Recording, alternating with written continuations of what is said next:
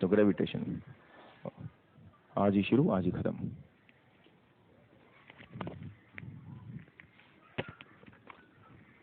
गुरुत्वाकर्षण। तो ग्रेविटेशन में सबसे पहला टॉपिक है हमारा the force due to gravity. उसके बाद टॉपिक होगा the acceleration due to gravity.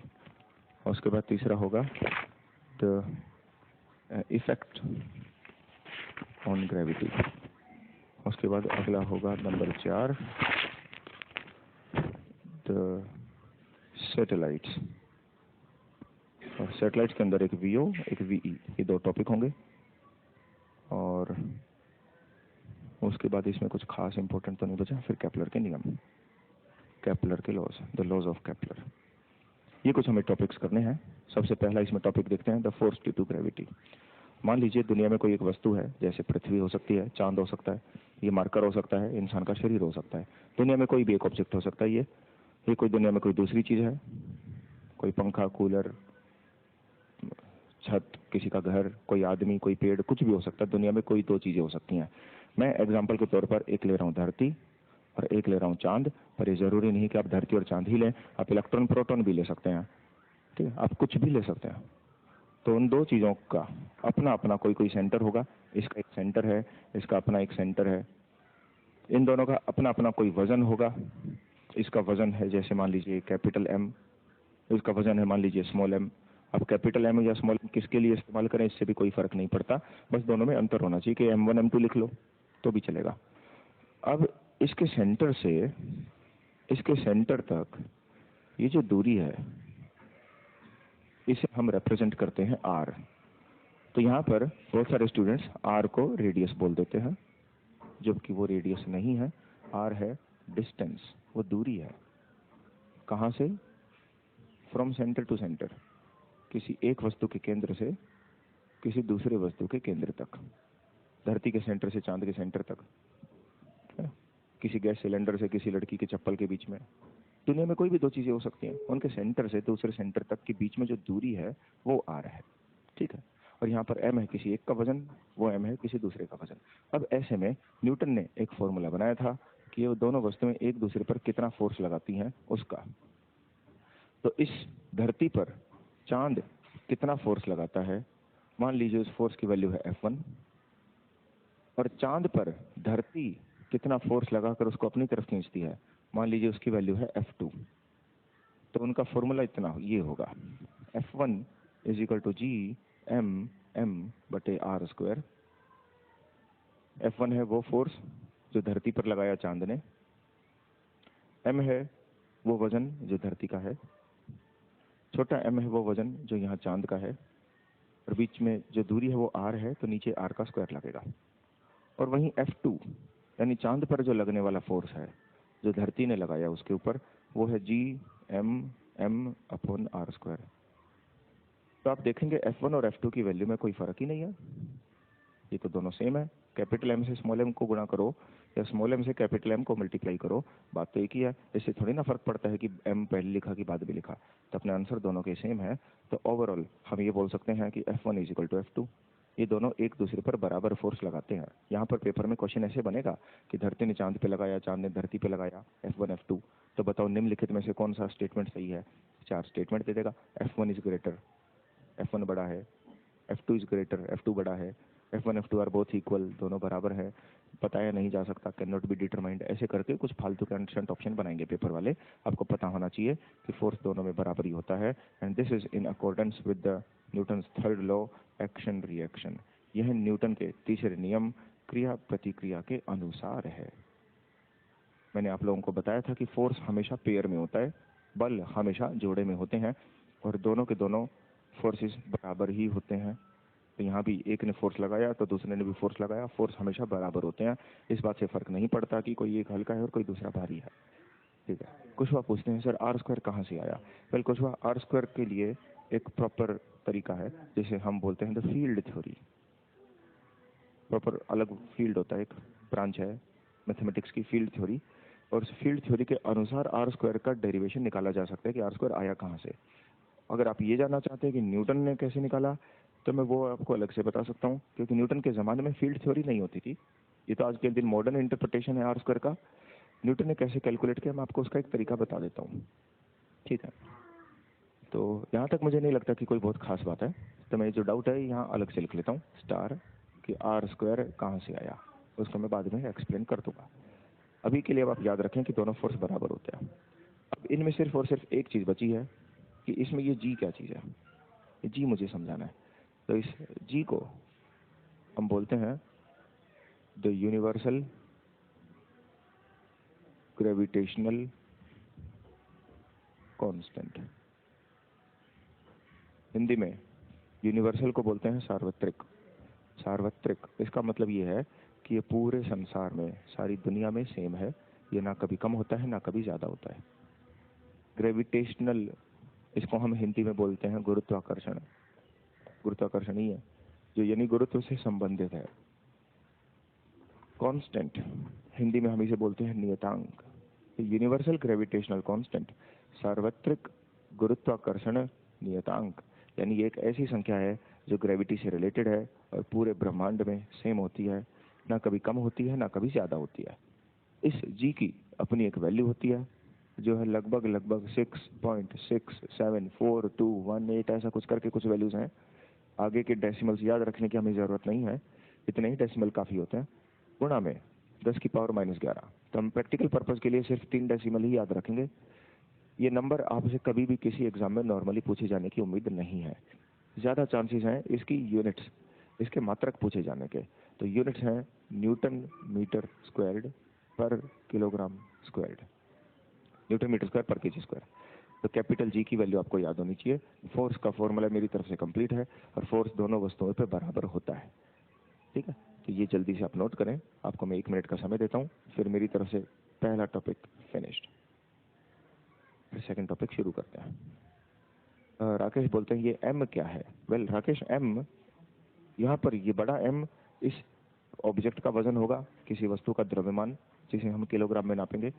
जैसे धरती का वजन है 5.98 गुणा में 10⁻24 किलोग्राम, और वो एम उस वस्तु का वजन होगा, वो भी किलोग्राम में नापेंगे। जैसे चांद का वजन है लगभग 7.3 गुणा में 10⁻22 किलोग्राम, ऐसे करके। ये बेसिक फंडा है, ठीक है। तो सेकंड पॉइंट पे आते हैं, एक्सेलरेशन। आप तब तक ही जल्दी से नोट करें।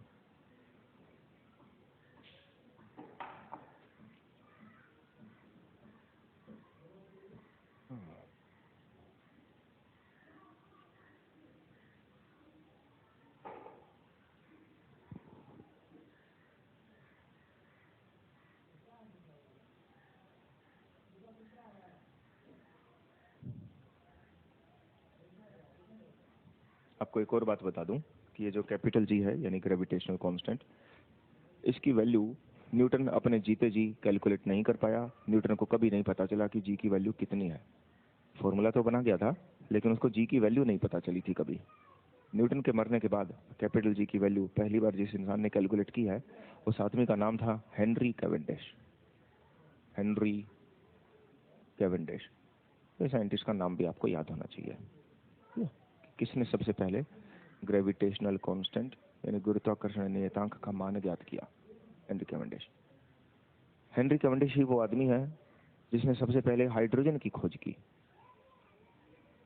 हेनरी कैवेंडिश ही वो है जिसने पहले ची निकाला। हेनरी कैवेंडिश ही वो है जिसने सबसे पहले धरती का वजन निकाला। पृथ्वी का द्रव्यमान भी उसी ने कैलकुलेट किया, ठीक है। अनिल पूछते हैं एग्जाम्पल। सर अनिल एक एग्जाम्पल देता हूँ। एक पृथ्वी है, एक चांद है, धरती चांद को खींचती है, चांद धरती को खींचता है, दोनों का फोर्स बराबर होता है। ये एक एग्जाम्पल है। एग्जाम्पल चेंज कर देता हूँ। यहाँ पर कोई लड़की खड़ी है, यहाँ पर कोई कबूतर बैठा है, वो कबूतर उस लड़की को खींचेगा, ये लड़की उस कबूतर को खींचेगी, उनके बीच में गुरुत्वाकर्षण होगा। एग्जाम्पल चेंज कर देता हूँ। यहाँ पर कोई पत्थर रखा हुआ है, वहाँ पर कोई इलेक्ट्रॉन है, पत्थर उस इलेक्ट्रॉन को खींचेगा, इलेक्ट्रॉन उस पत्थर को खींचेगा, आपस में उनके बीच में जो फोर्स होगा उसका फॉर्मूला ये होगा। ये तो एग्जाम्पल आप कुछ भी बना सकते हो। मैंने आपको बोला था कि दुनिया में आप कोई भी 2 चीजें ले सकते हो, कोई भी 2 चीजें, उनके बीच में ग्रेविटी का फोर्स होगा। चलो इसे मिटा देता हूँ, आगे चलते हैं।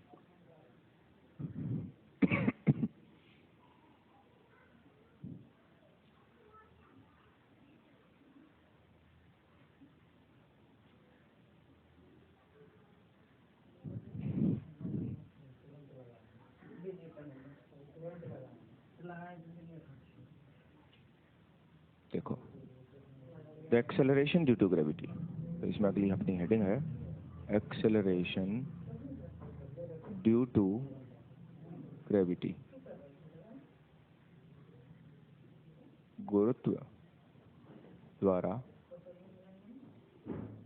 लगाया गया त्वरण, यानी धरती किसी वस्तु पर जब फोर्स लगाती है तो एक्सेलरेशन भी लगाती है।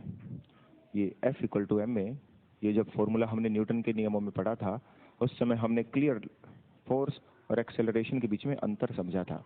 मैंने आपको बताया था कि फोर्स वो है जो मोशन में चेंज कराएगा, ये किसी भी परिवर्तन का कारण बनता है, जबकि एक्सेलरेशन वो है कि वो परिवर्तन कितना हुआ, वो प्रभाव है।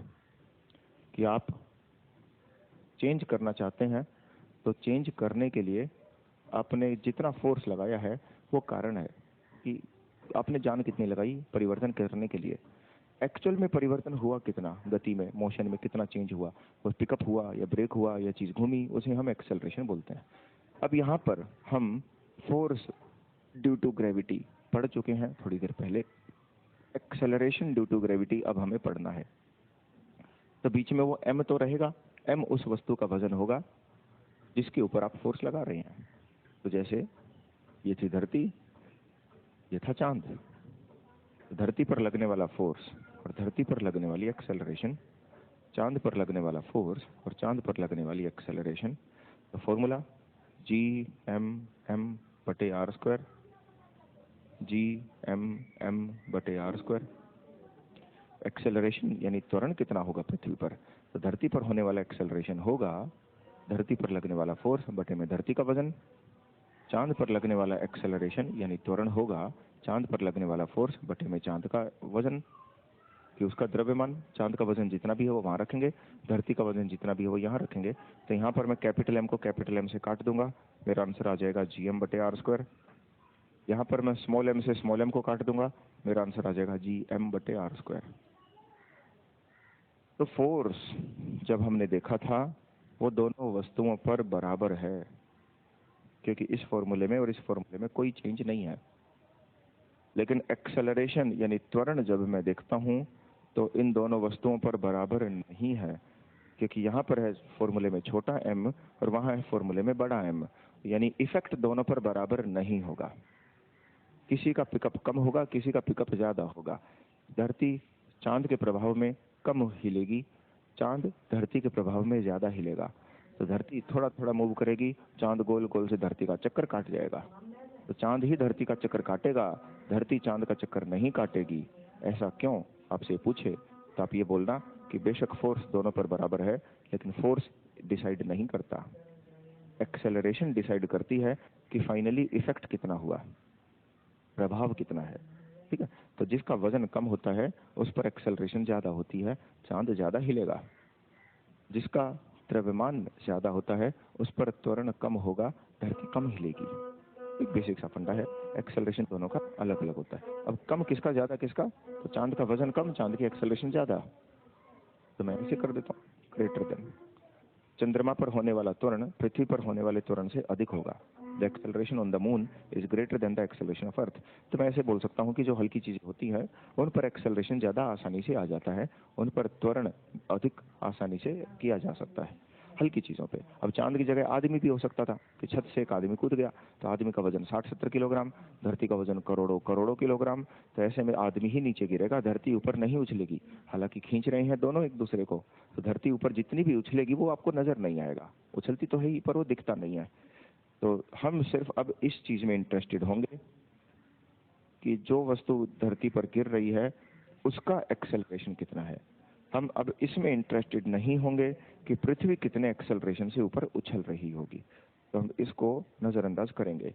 ये लगभग लगभग जीरो ही आने वाला है, इसलिए हम इसको इग्नोर करते हैं। जो हल्की चीज है हम उसका ही एक्सेलरेशन फिलहाल देखेंगे। तो मैं ये मिटाकर एक्सेलरेशन ड्यू टू ग्रेविटी के टॉपिक पे आ रहा हूँ। तो देखो,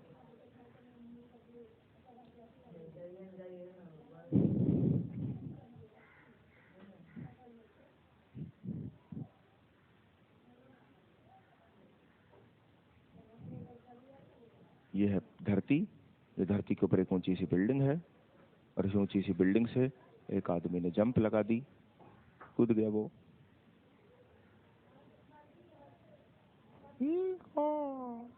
ऊपर से जंप मार दिया इसने।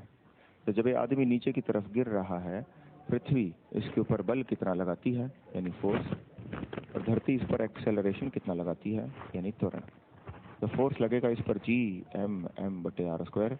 जितने फोर्स के साथ धरती इसे नीचे खींचेगी उतने ही फोर्स के साथ ये भी धरती को ऊपर खींचेगा। लेकिन धरती का फोर्स, धरती के ऊपर लगा हुआ फोर्स मेरे लिए फिलहाल इंपॉर्टेंट नहीं है, इसलिए मैं वो इस डायग्राम में शो नहीं कर रहा। आदमी कितना एक्सेलरेशन से नीचे गिरेगा वो फॉर्मूला होगा G(m)/r²। अब देखो धरती का वजन है बड़ा M, आदमी का वजन है छोटा सा m। एक्सेलरेशन होना है आदमी में, गिरना है आदमी को, वजन आदमी का स्मॉल m है, फॉर्मूले में आदमी का वजन ही नहीं है। इसका मतलब जो वस्तु गिर रही होती है उसका वजन उसी की एक्सेलरेशन को निर्धारित नहीं करता। धरती का वजन फॉर्मूले में है, यानी आदमी कितना एक्सेलरेशन से गिरेगा ये आदमी के वजन पे डिपेंड नहीं करेगा, ये धरती के वजन पे डिपेंड करेगा। ठीक है, तो आदमी अगर 50 किलोग्राम की बजाय 60 किलोग्राम का हो जाता तो भी एक्सेलरेशन की वैल्यू उतनी ही आती, क्योंकि आदमी का वजन तो फॉर्मूले में डालना ही नहीं है। तो अगर 50 से 60 करने पे फर्क नहीं पड़ रहा है तो 50 से 40 करने पे भी फर्क नहीं पड़ेगा, फिर वहां से हाथी बना दो तो भी फर्क नहीं पड़ेगा, चींटी बना दो तो भी फर्क नहीं पड़ेगा। एक हल्की और भारी चीज एक साथ छोड़ दो, एक साथ ही गिरेंगे, क्योंकि एक्सेलरेशन तो उनके गिरने वाली वस्तु के वजन पे डिपेंड ही नहीं कर रहा। दो चीजें एक साथ छोड़ने पर धरती पर एक साथ ही क्यों पहुंचती हैं? आपसे पहला क्वेश्चन बोलेगा क्योंकि दोनों में फोर्स बराबर है, ये गलत आंसर है। फिर अगला ऑप्शन बोलेगा क्योंकि दोनों की एक्सेलरेशन बराबर है, ये सही आंसर है। एक्सेलरेशन बराबर होती है, इफेक्ट बराबर होता है। कोज यानी फोर्स, कारण भिन्न हो सकते हैं, इफेक्ट सेम आ गया तो एक साथ गिरेंगे। हल्की और भारी चीजें दोनों एक साथ ही जमीन पर गिरती हैं क्योंकि उनमें एक्सेलरेशन बराबर होती है। तो त्वरण उस पर निर्भर करेगा जो खींच रहा है, उसके वजन पे एक्सेलरेशन डिपेंड नहीं करेगा जो खिंचा चला जा रहा है। ठीक है, ऋतिक पूछते हैं सर x_एक्सेस में ग्रेविटी कैसे लग जाती है? ये मुझे आपका वर्ड ही समझ नहीं आया, x_एक्सेस क्या बोलते हो, है ना? एनीवे, तो एक्सेलरेशन ड्यू टू ग्रेविटी की वैल्यू ये होती है। अब मैं इसी फॉर्मूले को थोड़ा सा और इम्प्रूव करता हूँ, सुधारता हूँ।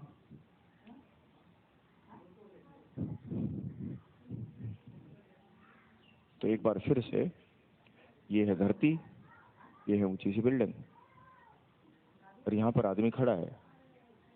तो कहीं इस आदमी का सेंटर होगा उसके पेट में, कहीं इस धरती का सेंटर होगा पृथ्वी का केंद्र। धरती के सेंटर से आदमी के सेंटर तक जो ये दूरी होती है ये हम बोल रहे थे r है, सेंटर टू सेंटर। तो आदमी का एक्सेलरेशन यानी त्वरण जो होगा वो था Gm/r², जहाँ पर आदमी का वजन बेशक स्मॉल m हो लेकिन वो फॉर्मूले में नहीं है, धरती का वजन जो है वो फॉर्मूले में है। ठीक है, और ये r है सेंटर से सेंटर की दूरी। अब इस r को दो टुकड़ों में तोड़ा जा सकता है यहां से, ये पूरा का पूरा r है लेकिन इसको दो टुकड़ों में तोड़ सकते हैं, यहां से यहां और यहां से यहां। पृथ्वी के केंद्र से, धरती के सेंटर से धरती के सरफेस तक ये सतह है, ये धरती का सेंटर है, ये आदमी की ऊंचाई है बिल्डिंग के टॉप तक। तो सरफेस से सेंटर तक ये जो दूरी है इसे मैं बोलता हूं धरती का रेडियस, पृथ्वी की त्रिज्या, ये धरती का रेडियस है। ठीक है, और धरती के सरफेस से पृथ्वी की सतह से उस आदमी की ऊंचाई तक, हाइट, ऊंचाई तक, इसे मैं बोलता हूं हाइट h, ऊंचाई।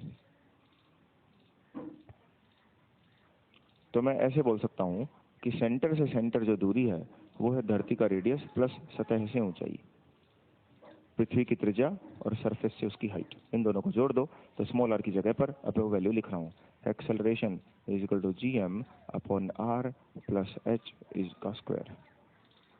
इसका मतलब एक्सेलरेशन सिर्फ इस बात पर निर्भर नहीं करती कि धरती का वजन कितना है, वो इस बात पर भी निर्भर करती है कि आदमी सतह से कितना दूर है, सरफेस से कितनी ऊंचाई पर गया हुआ है, वो भी यहाँ फॉर्मूले में है।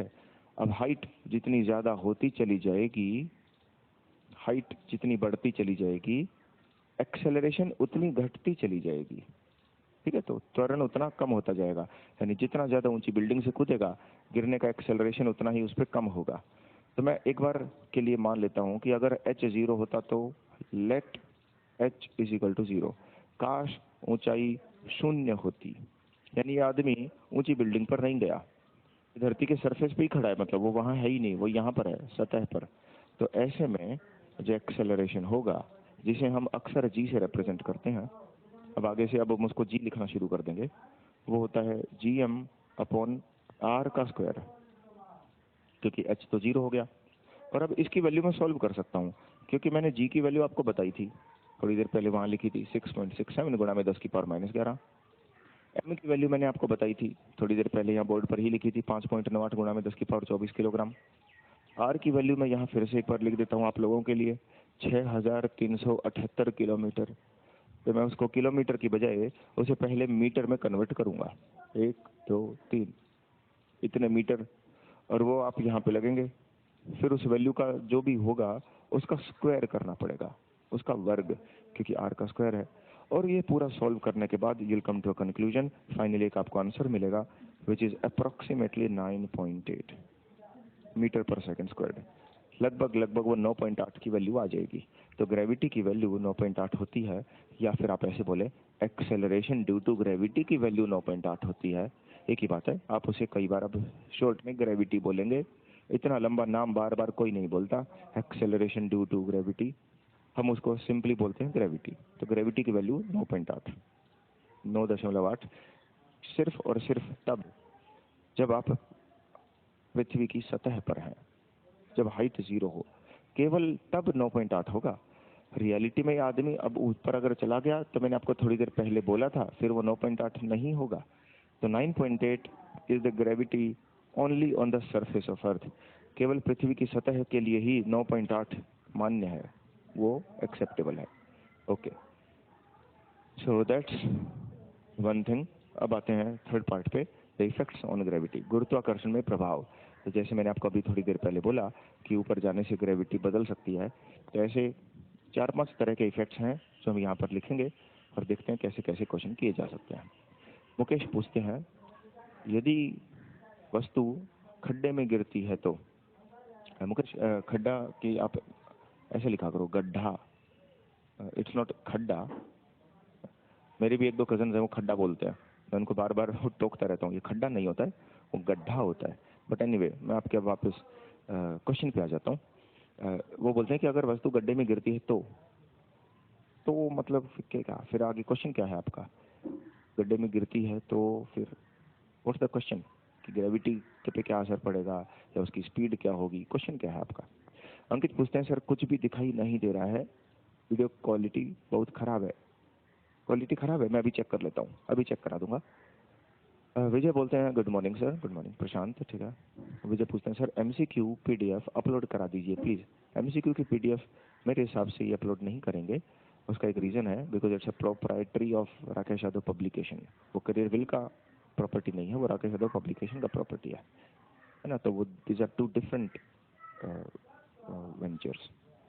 विपिन बोलते हैं, बायो का क्लास कब से होगा sir? I have no idea Vipin, no idea. चलो, तो मैं इसे मिटा देता हूँ, यहाँ से किसी को कोई डाउट नहीं है, तो आई डोंट थिंक इस पे हम और ज्यादा समय व्यतीत करेंगे। उसके बाद है the effects of height, effects on gravity due to height, गुरुत्वाकर्षण पर ऊंचाई की वजह से प्रभाव। तो इफेक्ट्स में सबसे पहला ऊंचाई, हाइट। उसके बाद दूसरा डेप्थ, गहराई। उसके बाद रोटेशन, पृथ्वी का घूर्णन। और एक बीच में आएगा द शेप ऑफ अर्थ, पृथ्वी का आकार। तो सबसे पहले हाइट पे चलते हैं। ये है धरती, और धरती के ऊपर खड़ा कोई आदमी है, उसके ऊपर ग्रेविटी की वैल्यू है 9.8, ये हम देख चुके थे, और इसकी वैल्यू हमने कैलकुलेट की थी इस फॉर्मूले से, gm/r²। लेकिन अब अगर कोई आदमी यहाँ पर खड़ा होने के बजाय यहाँ पहुंच जाता है, तो उसके ऊपर जो ग्रेविटी कुछ g' जो बदलेगी, वो नई ग्रेविटी होगी GM बटे R प्लस H का होल स्क्वायर। और इस बार हम उस H को नज़रअंदाज नहीं कर रहे हैं। यहाँ से यहाँ तक उसने जितनी ऊंचाई ली वो फॉर्मूले में H है। तो अब ये H जब बढ़ेगा तो ग्रेविटी घटेगी। तो इसका मतलब ये साफ तौर पर जाहिर है कि जो भी G डैश की वैल्यू आएगी वो इस G की वैल्यू से तो कम आएगी, यानी वो 9.8 से कम होगी। ठीक है, गुरुत्वाकर्षण का मान यानी ऊंचाई पर जाने से घटता है। So height decreases gravity. ऊंचाई गुरुत्वाकर्षण को कम करती है। कितना कम करती है? जितना हाइट बढ़ती चली जाती है। हाइट आपने 1000 किलोमीटर बढ़ा दी तो 6400 में 1000 जुड़ जाएगा। हाइट आपने 1,00,000 किलोमीटर कर दी तो 6400 में 1,00,000 जुड़ जाएगा। आपने हाइट 1000 करोड़ करोड़ किलोमीटर कर दी तो 6400 में 1000 करोड़ करोड़ किलोमीटर जुड़ जाएगा। बस घटती चली जाएगी, जीरो कभी नहीं बन पाएगी। आप कितनी ही ऊंचाई इस फॉर्मूले में जोड़ लें, ग्रेविटी जीरो नहीं हो सकती। तो ग्रेविटी जीरो हो जाए उसके लिए मुझे क्या करना पड़ेगा? GM upon R plus H का होल स्क्वायर। मुझे इसे जीरो बनाना पड़ेगा, और ये जीरो सिर्फ तभी बनेगा जब जो R प्लस H है उसकी वैल्यू इनफाइनाइट हो जाए। अब R इनफाइनाइट हो नहीं सकता, इसका मतलब मुझे H को अनंत बनाना पड़ेगा। So gravity becomes zero at infinite distance. अनंत दूरी पर गुरुत्व समाप्त होता है। अब अनंत दूरी इस ब्रह्मांड में कभी नहीं आ सकती। इस पूरे यूनिवर्स की ही लेंथ है कुछ 93 बिलियन लाइट ईयर्स का डिस्टेंस, लेकिन वो इन्फिनिटी नहीं है। No matter how big the distance is, it is never infinity. इसका मतलब इस पूरे ब्रह्मांड में कहीं भी गुरुत्वाकर्षण शून्य नहीं होता। लिख रहा हूं, मैं लिख रहा हूं, मैं लिख कर दे रहा हूं, देखो। तो इसका मतलब बहुत इंपॉर्टेंट बात है, gravity is not zero at any point in the whole universe। इस पूरे ब्रह्मांड में किसी भी बिंदु पर गुरुत्व शून्य नहीं होता है। हमारे फॉर्मूले से आ रहा है। हाइट हो गया, डेप्थ पे आते हैं, गहराई। ठीक है, तो मैं ये फर्स्ट वाला पॉइंट मिटा देता हूं, ये क्लियर हो गया। इसमें एक क्वेश्चन करा के दिखा देता हूं, फिर भी आप लोगों को एक आसान सा, एक बेसिक सा क्वेश्चन में करके सॉल्व करके दिखा देता हूं। Question, astronauts are usually 400 kilometer above अर्थ। हिंदी में हम इसे ऐसे समझते हैं कि अंतरिक्ष यात्री मतलब जो लोग स्पेस में चले जाते हैं। आप लोगों ने देखा होगा मूवीज में, वो लोग स्पेस में से उड़ रहे होते हैं वगैरह वगैरह। तो अंतरिक्ष यात्री अक्सर पृथ्वी से 400 किलोमीटर की ऊंचाई पर होते हैं।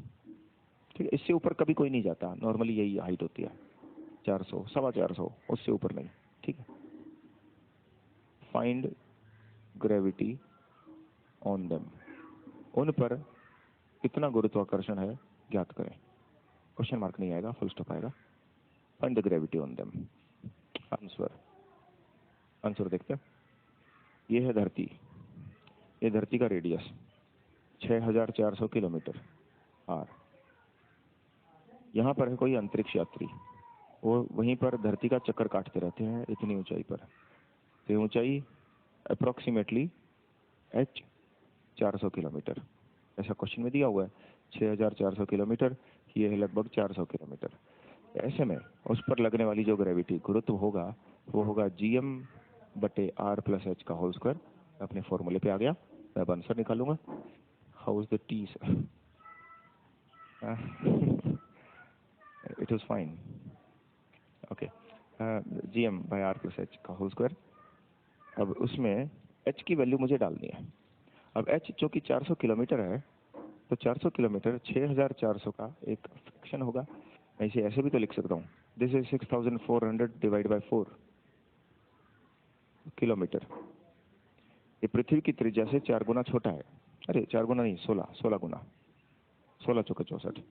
तो मैं इसको ऐसे लिख सकता हूँ, दिस इज R/16।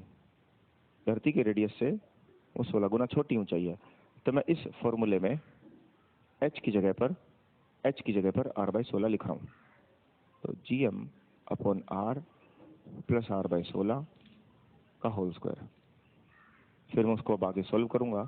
तो सॉल्व करने के बाद वो बनेगा 16, 17, 17 8/16, 17 नीचे 16 ऊपर 256/289 GM/R²।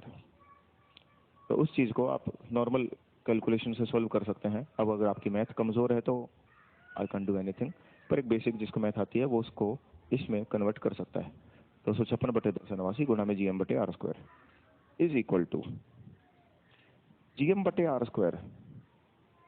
ये वैल्यू मैं जानता हूँ, GM/R², इसकी वैल्यू 9.8 होती है मीटर पर सेकंड स्क्वायर। तो मैं करूँगा 256/289 गुणा में 9.8 और मेरी वैल्यू आएगी लगभग 8.9 या 8.8 मीटर पर सेकंड स्क्वायर। यानी धरती पर खड़े किसी इंसान को ग्रेविटी 9.8 मिलती है, अंतरिक्ष में उड़ते हुए किसी अंतरिक्ष यात्री को, एस्ट्रोनॉट को ग्रेविटी 8.9 मिलती है। ये आप पर लगने वाली ग्रेविटी से कम है, लेकिन ये बहुत कम नहीं है, मामूली सा असर पड़ा है। ये कोई 10% का असर हो गया, ये कोई बड़ी बात तो नहीं है। अप्रोक्सीमेटली 10% ही कम है। यानी ये मान लो कि तुम पर ग्रेविटी लग रही है 100, तो उन पर ग्रेविटी लग रही है 90, इतना ही फर्क है। स्पेस में जाने से ग्रेविटी 0 नहीं होती है, ठीक है। बहुत सारे लोग ये सोचते हैं कि अंतरिक्ष में गुरुत्वाकर्षण शून्य होता है। तो यहाँ पर कंक्लूजन, इसका conclusion, gravity is not 0 in space. अंतरिक्ष में गुरुत्व शून्य नहीं होता है, ठीक है। तो हाइट का टॉपिक मेरी तरफ से कंप्लीट है। अब मैं आता हूं डेप्थ के टॉपिक पे, गहराई वाले पे। विवेक बोलते हैं सर अर्थ के सेंटर में G 0 होता है। नहीं होता विवेक, G 0 नहीं होता। अनिल बोलते हैं इसलिए सर वो एयर में घूम रहे होते हैं उल्टे सीधे। नहीं अनिल, उनका उल्टे सीधे घूमने का या स्पेस में फ्लोट करने का रीजन कुछ और है। ग्रेविटी उनमें लगभग उतनी ही है जितनी हम पर है, तो इसलिए वो स्पेस में उड़ जाते हैं। ये तो कोई मतलब ही नहीं हुआ। ऐसे तो फिर हमें भी स्पेस में उड़ते रहना चाहिए। रीजन कुछ हो रही है। रेखा पूछती है कि सिलेबस कब तक होगा। I have no idea. जब तक सिलेबस के सारे टॉपिक्स फिनिश नहीं हो जाएंगे सिलेबस चलता रहेगा। और टॉपिक्स की लिस्ट आपके इसमें ऐप में हमने अपलोड की हुई है, तो आप देख लें कौन कौन से टॉपिक हो चुके हैं और कौन कौन से टॉपिक बचे हैं, ठीक है। पॉइंट नंबर 2, डेप्थ, गहराई पर आते हैं। ये है धरती, और अगर कोई आदमी यहाँ पर खड़ा है, उसको ग्रेविटी मिल रही है 9.8 मीटर पर सेकंड स्क्वायर। ऊपर जाने से ग्रेविटी कम होगी ये हम जानते हैं, लेकिन अंदर जाने से ग्रेविटी पे क्या असर होगा। हालांकि हम बहुत अंदर कभी जा नहीं सकते हैं क्योंकि पृथ्वी के भीतर तो लावा भरा पड़ा है। लेकिन अगर कभी गए थ्योरेटिकली, कि थ्योरी में मान भी लिया कि कोई आदमी गहराई में जा रहा है, जाता जा रहा है गड्ढा खोद के, कुआं खोद के, और धरती के आर पार निकलना चाह रहा है, तो ग्रेविटी पे क्या असर होगा। अब हम ये मानकर चलते हैं कि let nothing accept earth exists in the universe, कि इस ब्रह्मांड में पृथ्वी के अलावा कुछ भी एग्जिस्ट ही नहीं करता है, कुछ है ही नहीं। ना सूरज है, ना चांद है, ना तारे हैं, ना बाकी प्लैनेट्स हैं, ना गैलेक्सीज हैं, कुछ भी नहीं है इस ब्रह्मांड में। सिर्फ और सिर्फ धरती है, हम ऐसा मान लेते हैं। ऑब्वियसली ये बहुत ही गलत अजम्पशन है, प्रैक्टिकली ये तो गलत है, ऐसा होता तो है नहीं। रियल में तो बाकी सारी चीजें हैं, मानने से थोड़ी ना वो गायब हो जाती है। पर एक बार के लिए मान लो कि अगर दुनिया में कोई भी चीज नहीं है तो क्या होगा। तो यहाँ पर तो ग्रेविटी लगेगी 9.8, ठीक है। अब अंदर जाने से गुरुत्वाकर्षण धीरे धीरे धीरे धीरे कम होना शुरू हो जाएगा। 9, 8, 7, 6, 5, 4, 3, 2, 1, 0। तो धरती के सेंटर पे, पृथ्वी के केंद्र पर हम बोल सकते हैं कि गुरुत्वाकर्षण शून्य है। और अगर आप सेंटर से भी आगे निकल जाएं, धरती के दूसरे किनारे वहां से निकलना चाहें, आपने यहाँ दिल्ली में से गड्ढा खोदा, उधर से पैसिफिक ओशियन, प्रशांत महासागर में से निकल रहे हो, तो वहां आपकी ग्रेविटी आपके ऊपर लगने वाली फिर से बढ़नी शुरू हो जाएगी। 1, 2, 3, 4, 5, 6, 7, 8, 9, 9.8। जैसे यहाँ अगर 4 है तो इस सर्कल में लगभग हर जगह 4 ही ग्रेविटी होगी। अगर यहाँ पर ग्रेविटी 7 है तो इस सर्कल में लगभग हर जगह ग्रेविटी 7 ही होगी। तो यहाँ से भी कोई आदमी अगर घुसेगा तो 7 होगी, यहाँ से आएगा तो भी 7, यहाँ से भी 7, यहाँ से भी 7। तो हर तरफ से ग्रेविटी बराबर आएगी अगर बराबर गहराई है तो अप्रोक्सीमेटली। और ऐसे यहाँ पर 2 है तो ग्रेविटी यहाँ 2, यहाँ पे 1 तो 1, धरती के सेंटर पे लगभग ग्रेविटी 0। ठीक है, तो ये बेसिक फंडा है। आपसे पूछेगा गहराई पर जाने से क्या होता है, आप कहेंगे डेप्थ डिक्रीजेज ग्रेविटी, गहराई गुरुत्व को कम करती है, ग्रेविटी कम हो जाती है गहराई पर जाने से। और it becomes 0 eight the centre of earth, और पृथ्वी के केंद्र पर शून्य हो जाती है। ठीक है, लेकिन हमारा आंसर तो यही रहेगा, पेपर में आंसर हमें यही देगा, नंबर इसी से मिलेंगे। लेकिन हमने ये माना था अगर ब्रह्मांड में कुछ भी ना हो तो धरती के सेंटर पे 0 होती है। प्रैक्टिकली बाकी चीजें भी हैं, तो धरती के सेंटर पर अब धरती ग्रेविटी नहीं लगाएगी ये बात तो मान ली, लेकिन बाकी प्लैनेट्स वगैरह जो हैं वो तो ग्रेविटी लगा रहे होंगे। तो वास्तव में ग्रेविटी वहां भी 0 नहीं होती है, वहां दूसरे ग्रहों की ग्रेविटी फिर भी लगती रहती है। तो दरअसल इस पूरे ब्रह्मांड में कहीं भी ग्रेविटी 0 नहीं होती है। हम अभी भी उसी बात पे अड़िग हैं, लेकिन पेपर पॉइंट ऑफ व्यू से हमें यही याद रखना है क्योंकि हमें नंबर यही दिलवाएगा। तो डेप्थ भी हो गया। अब आते हैं अगले पॉइंट पे, शेप। पृथ्वी के आकार से गुरुत्व पे क्या प्रभाव होता है, मैं इसे मिटा रहा हूं। हाइट हो गया, डेप्थ हो गया।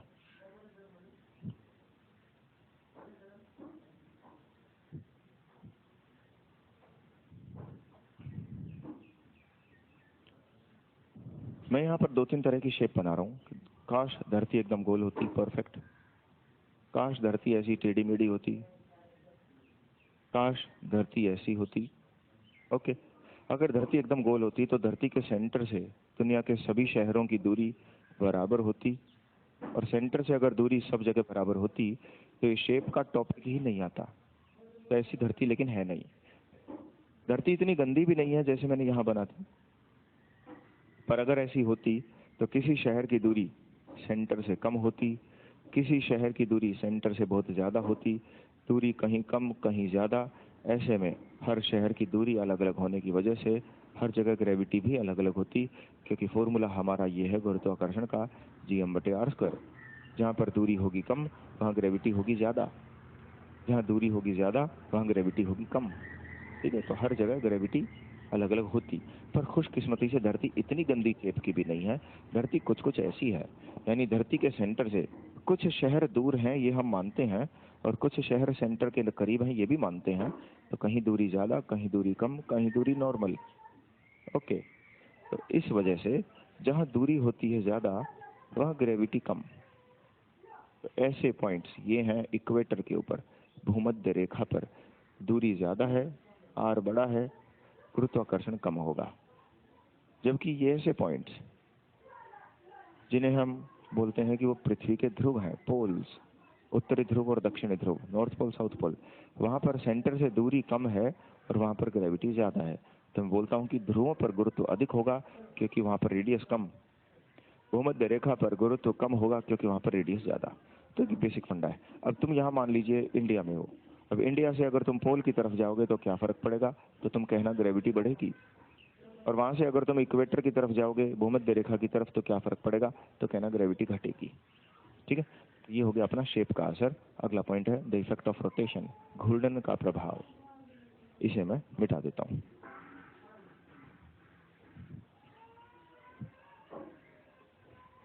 धरती जो गोल गोल घूमती है उससे ग्रेविटी पे क्या असर पड़ता है। अब ये धरती है, गोल गोल घूमे जा रही है। ये धरती का नॉर्थ पोल उत्तरी ध्रुव, ये धरती का साउथ पोल दक्षिणी ध्रुव, और यहाँ पर कोई आदमी खड़ा है धरती के ऊपर। तो जब ये धरती गोल गोल घूमेगी तो घूमने की वजह से एक फोर्स ऐसा होगा जो इसको दूर फेंकेगा। हर घूमती हुई चीज को एक फोर्स बाहर फेंकता है, और उस फोर्स को हम बोलते हैं द सेंट्रीफ्यूगल फोर्स, अपकेंद्रीय बल। हमने इसके बारे में चर्चा की है पीछे जब हमने सर्कुलर मोशन किया था उस समय। अपकेंद्रीय बल। और वहीं इस आदमी को धरती अपने गुरुत्वाकर्षण से भीतर की ओर भी खींचने की कोशिश कर रही है। इसे हम बोल रहे हैं the gravitational force. Gravitational force, Hindi में हम इसे बोलते हैं गुरुत्वाकर्षण बल।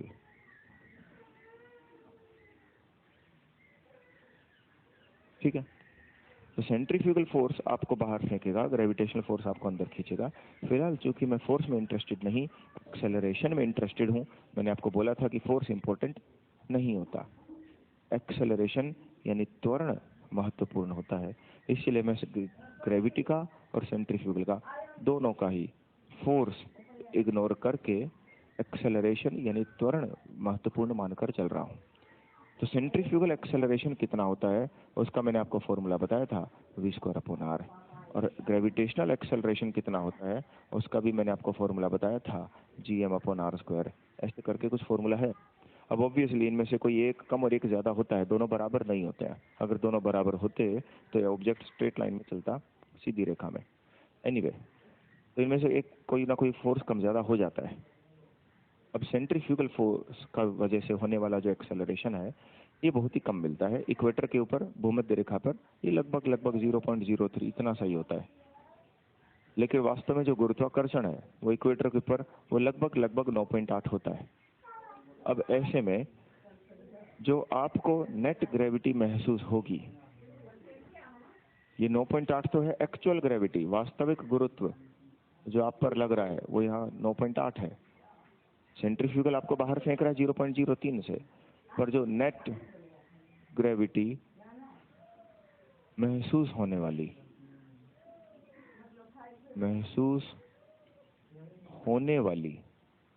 नेट ग्रेविटी, उसे हम बोलते हैं एपरेंट ग्रेविटी, आभासी गुरुत्व। वो होगा 9.8 जो अंदर खींच रहा है माइनस 0.03 जो बाहर फेंक रहा है, तो कुल मिला के कुछ 9.77 ऐसा हो गया। यानी ग्रेविटी थोड़ी सी कम हो गई है, जो महसूस हो रही है वो कम महसूस हो रही है। वास्तव में ग्रेविटी कम नहीं हुई है, ये ध्यान रखना। ग्रेविटी डज नॉट डिक्रीज, वो कम नहीं होती है, लेकिन महसूस कम होती है। आपको लगेगा नहीं कि उतनी ग्रेविटी है, लेकिन वो होगी पहले जितनी ही ग्रेविटी जितनी थी वो उतनी ही रहेगी, पर आपको कम महसूस होगी। ठीक है, तो अपरेंट ग्रेविटी हम बोलेंगे पहले से कम है, नो इश्यूज। अब पेपर में क्वेश्चन ऐसे आएगा कि अगर धरती घूमते घूमते फास्ट हो गई तो गुरुत्वाकर्षण पे क्या प्रभाव होता है, अगर धरती घूमते घूमते स्लो हो गई तो ग्रेविटी पे क्या असर होता है, अगर धरती घूमते घूमते स्टॉप हो गई तो ग्रेविटी पे क्या असर होता है। ऐसे ऐसे कुछ सवाल पूछे जाते हैं। अगर धरती हो जाए फास्ट, तेज रफ्तार से घूमने लग जाए, तो दरअसल ये स्पीड बढ़ेगी तो एक्सेलरेशन बढ़ेगा, ये वैल्यू बड़ी हो जाएगी, तो सेंट्रीफ्यूगल बढ़ेगा, सेंट्रीफ्यूगल फोर्स इंक्रीज होगा, बढ़ेगा। अगर ये बढ़ेगा तो ज्यादा बड़ी वैल्यू माइनस होगी ग्रेविटी में से, तो जो ग्रेविटी आपको महसूस होने वाली है अपरेंट ग्रेविटी, वो और कम होगी। रियलिटी में ग्रेविटी कोई चेंज नहीं होती है, तो ये है अपरेंट ग्रेविटी, महसूस होने वाला गुरुत्व। Actual gravity it remains same, वास्तविक गुरुत्व में कोई प्रभाव नहीं होता, पर आपको अपना आंसर अपरेंट ग्रेविटी के हिसाब से ही देना है, पेपर में वही आप पूछा जाता है। यदि धरती घूमते घूमते स्लो हो गई तो क्या होगा, स्लो हो गई तो ये v² कम हो जाएगा, क्योंकि v का मतलब है घूमने की स्पीड, ये कम हो जाएगा तो वो भी कम हो जाएगा, छोटा नंबर माइनस होगा, सेंट्रीफ्यूगल पहले से कम होगा। अब उतना बड़ा नंबर माइनस नहीं होगा, वो तो सेम रहेगी ग्रेविटी, लेकिन अपरेंट ग्रेविटी जो महसूस होगी वो पहले से ज्यादा होगी। ठीक है, अगर धरती घूमते घूमते पूरी तरह से स्टॉप हो गई तो सेंट्रीफ्यूगल ही 0 हो जाएगा, तो कुछ भी माइनस नहीं होगा। ऐसे में एक्चुअल ग्रेविटी तो सेम रहेगी, लेकिन फिर ये ग्रेविटी अपरेंट ग्रेविटी भी उतनी ही हो जाएगी जितनी एक्चुअल ग्रेविटी है, क्योंकि फिर कुछ भी उसमें से माइनस नहीं होगा। तो दूसरे शब्दों में आप यही कह सकते हैं कि गुरुत्व बढ़कर उतना हो जाएगा जितना रियल ग्रेविटी है। ठीक है, तो एक ये चीज आपको याद रखनी है, धरती के फास्ट या स्लो होने से क्या होता है।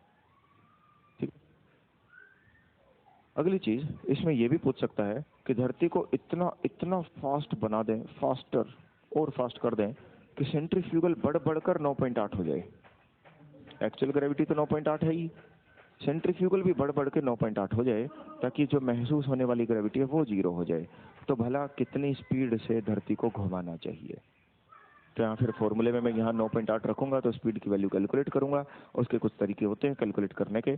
फाइनली मेरा आंसर ये है कि यदि आप गुरुत्व शून्य महसूस करना चाहते हैं if you want to feel zero gravity तो आपको कितना स्पीड से घूमना पड़ेगा? वो स्पीड है 7.9 किलोमीटर पर सेकंड।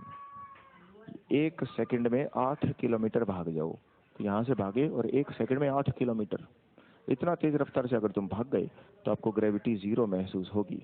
अब इतना तेज ऑब्वियसली इंसान नहीं भाग सकता, इसीलिए हम इतने तेज भागने के लिए रॉकेट्स बनाते हैं, रॉकेट के अंदर इंसानों को बिठाते हैं और वो स्पेस में चले जाते हैं, अंतरिक्ष यात्री बन जाते हैं। तो मिनिमम आपको इतना स्पीड से भागना ही पड़ेगा अगर आप पृथ्वी की सतह पर ऑन द सरफेस ऑफ अर्थ इतनी ग्रेविटी महसूस करना चाहते हैं जो जीरो हो जाए। लेकिन ये 7.9 सिर्फ धरती के सरफेस के लिए ही है। आप जब अंतरिक्ष में जाते हैं तो फिर आपको इतनी स्पीड देने की जरूरत नहीं पड़ती है, वहां पे कम स्पीड देकर भी काम चल जाता है। तो अगर ये है धरती और आप यहीं घूम रहे हो तो आपको स्पीड चाहिए 7.9 किलोमीटर पर सेकंड। लेकिन अगर आप थोड़ा सा अंतरिक्ष में दूर हो तो आपको स्पीड हो सकता है सिर्फ 6 चाहिए। आप धरती से अगर और दूर घूम रहे हो तो हो सकता है स्पीड सिर्फ 4 चाहिए। आप जितना ज्यादा धरती से होंगे दूर, उतना ही आपकी स्पीड रिक्वायरमेंट कम होती चली जाएगी, और दूर और दूर। ठीक है, इसीलिए अब हम यहाँ से सीधा सीधा सैटेलाइट के टॉपिक पे पहुंच गए। ये तो उपग्रह है, ये तो सैटेलाइट है। तो यहीं से आपको सैटेलाइट की एक चीज मैंने बता दी, जो सैटेलाइट धरती के नजदीक होती हैं वो फास्ट होती हैं, उनकी रफ्तार ज्यादा होती है, तेज रफ्तार से भागती हैं। जो सैटेलाइट दूर होती हैं और दूर होती हैं, दूर दूर जाती है, उनकी स्पीड उतनी ही कम होती चली जाती है। जैसे वन की स्पीड होती है हमारे चंद्रमा की, चांद धरती से इतना दूर है कि उसकी स्पीड ही लगभग 1 किलोमीटर पर सेकंड है। तो सैटेलाइट की स्पीड दरअसल उसकी दूरी पर निर्भर करती है, कोई दूरी कितनी नजदीक कितनी दूर है, उस आधार पे सैटेलाइट की स्पीड डिसाइड होती है। Anyway, so that's one last thing जो आपको पता होनी चाहिए थी कि रोटेशन से क्या होगा। अब हम आते हैं उपग्रहों पे, सैटेलाइट के ऊपर। चलिए मैं इसे मिटा देता हूँ। यहाँ तक डाउट्स कोई? राहुल, आप वेनम मूवी जरूर देखिएगा सर, आपका हम शक्ल देखे हैं। ठीक है भाई, देखने की ट्राई करूंगा। ऋतिक बोलते हैं फिर एस्ट्रोनॉट के स्पेस में कोई ऑब्जेक्ट तैरती नजर आती है? हाँ, तैरती हुई नजर आती है। चलो देखो,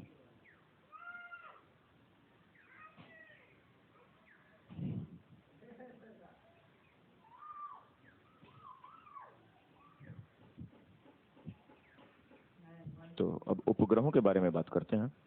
सैटेलाइट्स, ये है मान लीजिए धरती, और आप यहाँ धरती पर खड़े हैं और आपने यहाँ से एक पत्थर को सामने फेंका, आप चाहते हैं कि वो सैटेलाइट बन जाए, तो आप कम से कम उसे 7.9 किलोमीटर पर सेकंड की रफ्तार से फेंके। इतनी स्पीड से फेंकने पर जब वो घूमेगा तो उसके ऊपर लगने वाला अंदर की तरफ ग्रेविटी फोर्स उतना ही होगा जितने बाहर फेंकने वाला उस पर सेंट्रीफ्यूगल अपकेंद्रीय होगा।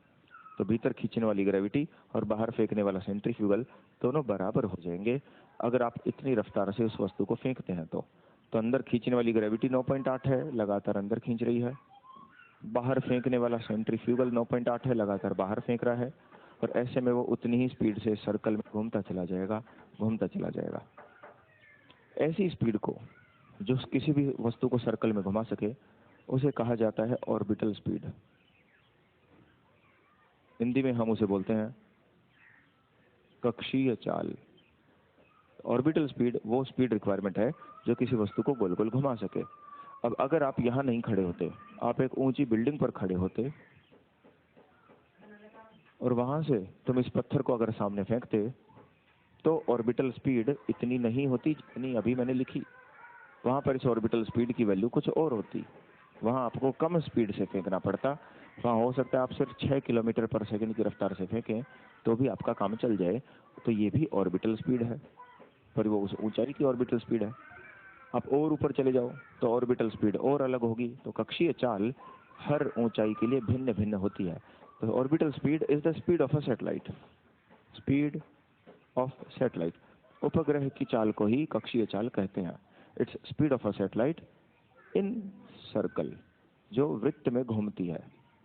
जो भी उपग्रह सर्कल में घूमता है, जो सैटेलाइट वृत्त में चलते हैं, उनकी स्पीड को ही हम ऑर्बिटल स्पीड बोलते हैं।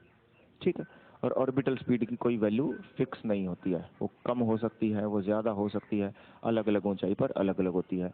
तो ऑर्बिटल स्पीड के लिए मैं एक सिंबल लिखूंगा, आगे से उसको रिप्रेजेंट करने के लिए मैं लिखूंगा वी। वी का मतलब स्पीड, और उसके नीचे एक छोटा सा लिखूंगा ओ। ओ का मतलब ऑर्बिटल, कक्षीय। तो वीओ कितना होता है उसका मैं आपको फॉर्मूला लिख कर दे रहा हूँ। क्योंकि वीओ की कोई फिक्स वैल्यू तो है नहीं, कभी 7.9, कभी 7.5, कभी 7.4, कभी 7.3, कभी 6, घटती रहती है, हर ऊंचाई पर अलग अलग होती है। तो फॉर्मूला लिखना ज़्यादा बेहतर है। तो उसका फॉर्मूला होता है √GM/R+H। यहाँ 5 पद हैं, there are 4 different terms.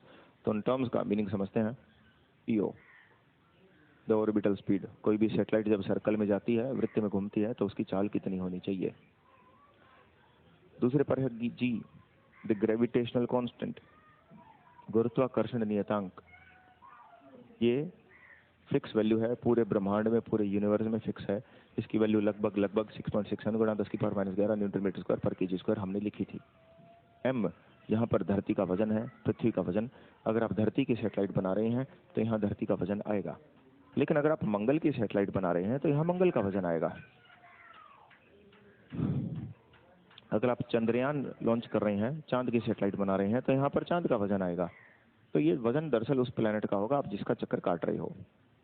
Are उस प्लेनेट का रेडियस होगा, उस ग्रह की त्रिज्या R. The radius of Earth, पृथ्वी की त्रिज्या अगर आप धरती की सैटेलाइट बनाते हैं। एच, सतह से उस सैटेलाइट की ऊंचाई, सरफेस से वो सैटेलाइट कितनी ऊपर है, वो यहाँ है कि यहाँ है कि यहाँ है कि यहाँ है, सैटेलाइट कितनी ऊंचाई पर है, उसकी हाइट यहाँ पर इस फॉर्मूले में रखी जाएगी। एक बार अगर आपने फॉर्मूला बना दिया तो फिर अलग अलग ऊंचाई पर आप अलग अलग स्पीड की वैल्यू निकाल सकते हैं, कोई बड़ी बात नहीं। तो ऑर्बिटल स्पीड का कंसेप्ट मेरी तरफ से क्लियर है। अब मैं आता हूँ अपने अगले टॉपिक पे, द एस्केप स्पीड, पलायन वेग। ठीक है, धरती पे याद रखना, अर्थ पे मैक्सिमम ऑर्बिटल स्पीड 7.9 ही हो सकती है, उससे ज़्यादा नहीं हो सकती, हमेशा उससे कम ही होती है। तो सैटेलाइट की स्पीड हमेशा 7.9 से कम ही होती हैं अगर वो धरती की सैटेलाइट हो। पृथ्वी के उपग्रहों की चाल हमेशा ही 7.9 किलोमीटर प्रति सेकंड से कम होती है। ओके, अगला टॉपिक इसमें वीई। वीई को हम बोलते हैं एस्केप स्पीड, हिंदी में हम इसे बोलते हैं पलायन चाल। अब जैसे ये थी धरती, ये पृथ्वी है, ये पृथ्वी के चारों तरफ है एटमॉस्फेयर, ये वातावरण है। ठीक है, अब यहाँ से आपने, जैसे मान लीजिए कोई इंडिया से आपने एक रॉकेट लॉन्च किया, उस रॉकेट के अंदर आपने सैटेलाइट बिठाई और टुक टुक टुक टुक टुक टुक टुक टुक टुक करके आपने उसको पहले अंतरिक्ष में भेजा, यानी एटमॉस्फेयर, वातावरण से बाहर भेजा, और वहाँ पर आपने उसको लॉन्च कर दिया, और अब वो घूमती जा रही है, धरती का चक्कर काटती जा रही है। उसको स्पीड आपने दे दी, जैसे मान लीजिए 7.5 किलोमीटर पर सेकेंड। कंडीशन बस ये है कि ये स्पीड 7.9 से कम होनी चाहिए। किसी भी सैटेलाइट की स्पीड 7.9 से कम होनी चाहिए। तो जितनी भी रफ्तार से आपने सैटेलाइट को लॉन्च किया, वो रफ्तार है वीओ। ऑर्बिटल स्पीड थोड़ी देर पहले हम कर चुके हैं, कक्षीय चाल, ये बेसिकली ऑर्बिटल स्पीड होती है। तो यहाँ जब रॉकेट चला था तो उसकी स्पीड थी 0, फिर वो बढ़ता गया, स्पीड उसकी 1, 2, 3 करते करते वो वायुमंडल से बाहर चला गया, एटमॉस्फेयर से भी बाहर, और स्पीड और बढ़ती चली गई, 4, 5, 6, क्योंकि रॉकेट इंजन चलाता जा रहा है तो स्पीड बढ़ती जा रही है। 7, 7.5 कुछ वैल्यू आ गई। 7.9 से ज़्यादा स्पीड नहीं देनी चाहिए कभी भी अगर आपको सैटेलाइट को सर्कल में घुमाना है। अब यहाँ एक बार अगर आपने इतनी स्पीड दे दी और फिर उसके बाद छोड़ दिया, तो इंजन बंद कर देते हैं परमानेंट, और अब जिंदगी भर करोड़ों सालों तक वो सैटेलाइट वहीं घूमती रहेगी, परफेक्ट वैक्यूम में अगर होती तो। अब वो घूमती जा रही है, घूमती जा रही है, पिछले 2-3 महीने से वहीं घूम रही है, लेकिन आप बोर हो गए, आपको लगा कि कुछ रोमांचक करना चाहिए। तो एक दिन तुम उस सैटेलाइट के अंदर जो लगे इंजन हैं उनको ऑन कर देते हो, फायर करते एकदम से उसकी रफ्तार बढ़ जाए। रफ्तार जैसे ही बढ़ेगी वो फिर धरती से दूर जाने लग जाएगी। जब आप किसी चीज़ को पिकअप देते हो तो धरती से दूर जा सकती है, धरती उसको खींच रही है अपने गुरुत्वाकर्षण से, लेकिन आपने उसको स्पीड इतनी दे दी कि धरती से दूर निकल जाए। तो दूर जा रही थी लेकिन वो लौट के वापस आ जाएगी। ये भी कोई बहुत रोमांचक काम नहीं हुआ। तुम स्पीड और बढ़ा दो, वो और दूर जाएगी, लेकिन वो लौट के वापस आ जाएगी इधर से। यानी अब वो इस बात की तो पक्की गारंटी है कि अभी भी पृथ्वी का ही उपग्रह है, it is still the satellite of earth, लेकिन अब वो सर्कल में, वृत्त में नहीं जा रही है, अब वो एलिप्स यानी दीर्घ वृत्त में चल रही है। यानी अगर आप किसी सैटेलाइट को उतनी ही स्पीड दे दें जितना वीओ की डिमांड है, तो वो सर्कल में जाएगा, लेकिन अगर आप स्पीड वीओ से ज़्यादा दे दें तो वो एलिप्स में चला जाएगा। अब स्पीड और बढ़ा दो, एक पॉइंट ऐसा आएगा जब आपने उसकी स्पीड को VO√2 कर दिया, यानी आपने उसको लगभग 1.5 गुना कर दिया। जैसे इस उदाहरण में आपने लगभग 7.5 √2 कर दिया। ठीक है, तो ये वैल्यू कितनी आ गई, मैं कैलकुलेट करके देखता हूँ। तो मेरा फोन कैलकुलेटर 7.5 मल्टीप्लाई बाय √2 10.6, जैसे ये आ गई लगभग 10.6 किलोमीटर पर सेकंड। तो वो रफ्तार एक बार अगर आपने इतनी दे दी जो √2 से गुणा करने के लिए चाहिए या उससे ज़्यादा, तो मैं कहता हूँ कि वो सैटेलाइट इन्फिनिटी पर चली जाएगी, टू इन्फिनिटी, अनंत ऊंचाई पर। ठीक है, एक सेकेंड। तो अब वो सैटेलाइट इन्फिनिटी पर यानी अनंत दूरी पर चली जाएगी। अब वो एलिप्स में नहीं घूमेगी, अब वो वहां जाकर अनंत दूरी से वापस आने का प्लान उसका नहीं होगा, क्योंकि इन्फिनिटी से आज तक कभी कोई लौट के नहीं आई कोई चीज़। ठीक है, तो अब ये छोड़ कर जा चुकी है धरती को, हम बोलते हैं अब ये एस्केप कर चुकी है, पृथ्वी से पलायन कर चुकी है, छोड़ के चली गई है। ठीक है, तो ऐसी स्पीड को फिर कहा जाता है एस्केप स्पीड यानी पलायन चाल। तो आपने ये देखा कि एस्केप स्पीड की भी वैल्यू फिक्स नहीं होती है, वो खुद वीओ पर निर्भर करती है। वीओ की अपनी ही वैल्यू फिक्स नहीं है, नॉट फिक्स्ड, और वीओ √2 वीई होता है, तो ये तो फिक्स हो ही कैसे सकता है। वीई खुद वीओ पर निर्भर करती है और वीओ खुद ही फिक्स नहीं है, तो वीई की भी कोई फिक्स वैल्यू नहीं है। तो इसका भी फॉर्मूला लिख लेते हैं। वी का फॉर्मूला होता है √2 और फिर यूं का यूं वीओ आ जाएगा GM/R+H। ये होती है एस्केप वेलोसिटी यानी पलायन वेग की स्पीड, उसकी वैल्यू। यहाँ पर जैसे मैंने 10.6 लिखा है, अगर वीओ की वैल्यू मान लीजिए 6 होती तो 6 √2 होता, अगर वीओ की वैल्यू मान लो 2 होती तो 2 √2 होता। वीओ ज्यादा से ज्यादा 7.9 हो सकता है, तो एस्केप ज्यादा से ज्यादा 7.9 √2 होगा। ठीक है, अब 7.9 √2 जितना भी होगा उसको भी फिर हम कैलकुलेट कर लेते हैं। तो कैलकुलेटर से हम वैल्यू डाल के देखते हैं कितना आएगा, देखते हैं। कैलकुलेटर 7.913 गुणा में √2 11.19, तो ये वैल्यू आएगी 7.913 होता है वैसे एक्चुअल में √2, तो वैल्यू आएगी 11.19 किलोमीटर पर सेकंड। मोटे तौर पे मैं इसको 11.2 बोल सकता हूँ।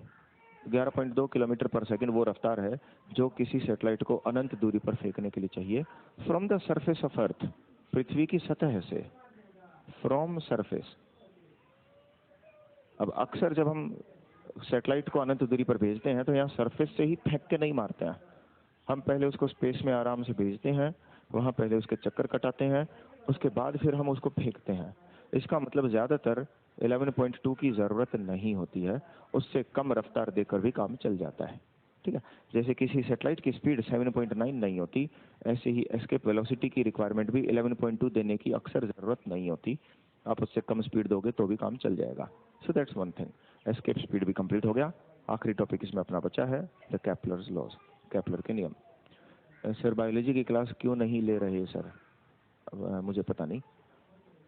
हाँ, सूरज बोलता है सर CAPF असिस्टेंट कमांडेंट के एग्जाम में 18 अगस्त को क्वेश्चन आया था, एक आदमी मोटी रस्सी के सहारे किसी पर्वत पर 5 मीटर पर सेकंड की दर से ऊपर की ओर गतिमान है, यदि वो 3000 वाट की शक्ति का प्रयोग करता है तो उस पर फोर्स कितना लगेगा?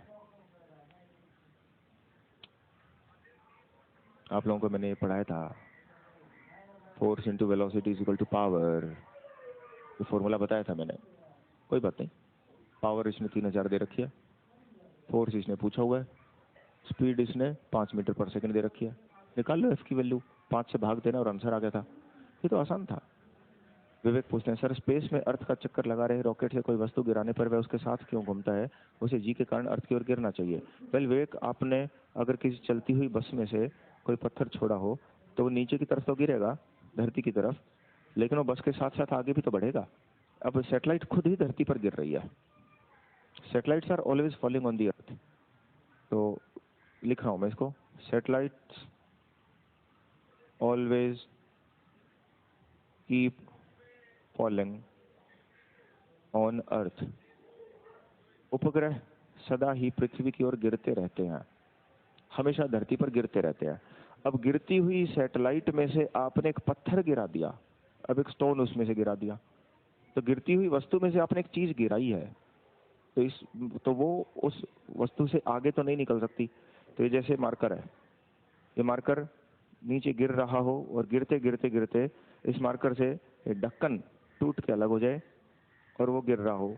अभी मार्कर का ढक्कन भी गिर रहा है, तो मार्कर भी तो गिरेगा, तो दोनों ही गिरते रहेंगे, तो दोनों आगे पीछे तो हो नहीं सकते, क्योंकि उनके वजन से फर्क नहीं पड़ता, चाहे कोई भारी हो चाहे हल्का हो, चीजें गिरेंगी एक साथ।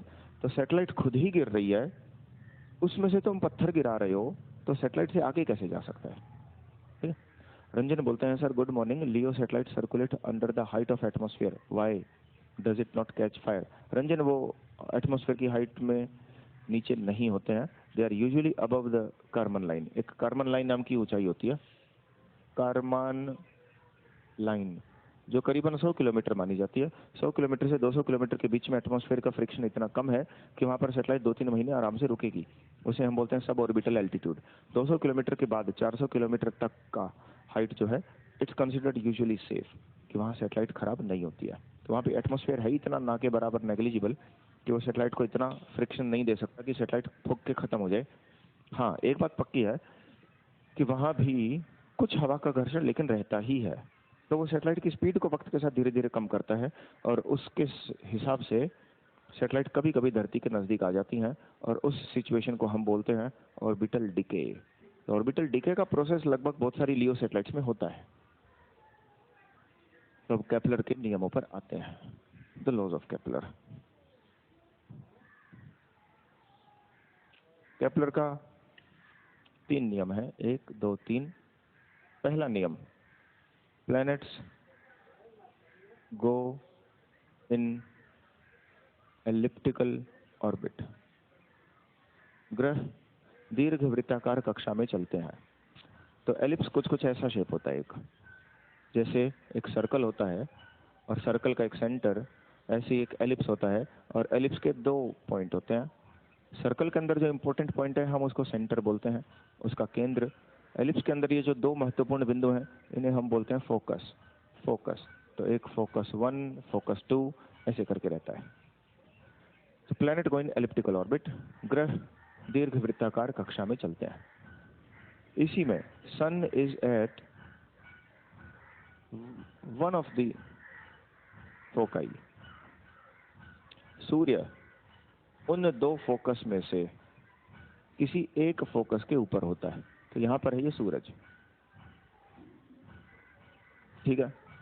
इसी में कंटिन्यू है, अदर फोकस रिमेन्स एम्प्टी, दूसरा फोकस खाली रहता है, तो दूसरे फोकस पर कुछ भी नहीं है। और यहाँ पर है धरती, और धरती अब सूरज का चक्कर ऐसे ऐसे काटती रहेगी। तो ये है पहला रूल, इस रूल में कोई खास बात नहीं। इंपॉर्टेंट बात यह है कि दुनिया का हर सर्कल भी एक एलिप्स होता है। तो वो चीज चाहे केपलर ने अपनी स्टेटमेंट में लिखी हो चाहे ना लिखी हो, पर आपको पता होना चाहिए कि वो एलिप्स में घूम रहा है, ऐसा तो नियम है, लेकिन वो सर्कल में भी घूम सकता है, क्योंकि दुनिया का हर सर्कल भी एक एलिप्स होता है। और अगर वो सर्कल में घूम रहा है, यानी सर्कल में घूमना अलाउड तो है, तो ऐसे केस में फिर सन सेंटर पर होगा, सूर्य केंद्र पर होगा, फिर वो सिचुएशन होगी। सो मैं अब अपनी तरफ से लिख रहा हूँ कि एलिप्टिकल ऑर्बिट लिखी थी केपलर ने, but it can also be circular, वह वृत्ताकार भी हो सकती है, ऐसे में कोई प्रॉब्लम नहीं है, सर्कल में भी जा सकता है planet. Now the sun will be at the centre, अब सूर्य किसी केंद्र पर होगा। इसी के साथ केपलर का पहला नियम समाप्त हुआ।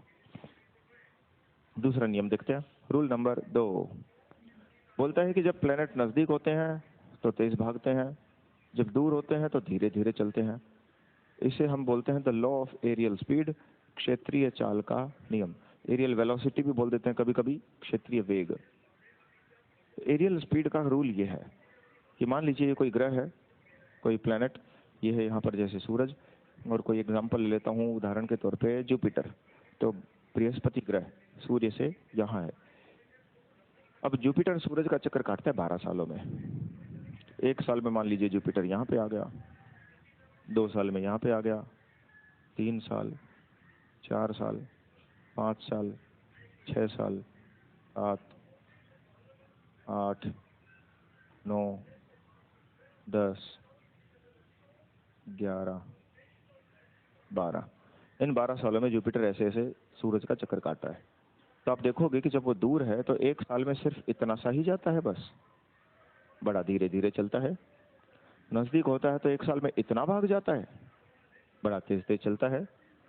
लेकिन ये बात पक्की है कि अगर आप इनका एरिया कैलकुलेट करें, उनका क्षेत्रफल निकालें, जैसे मान लीजिए ये एक साल में इतना चला गया, तो मैं ये एरिया निकाल लेता हूँ, ये क्षेत्रफल। अगले साल में कितना गया मैं उसका एरिया निकाल लेता हूँ, फिर अगले साल का, फिर अगले साल का। एरिया जो होंगे ये सारे के सारे इक्वल होंगे, ये सभी समान होंगे, क्षेत्रफल कम ज्यादा नहीं हो सकते।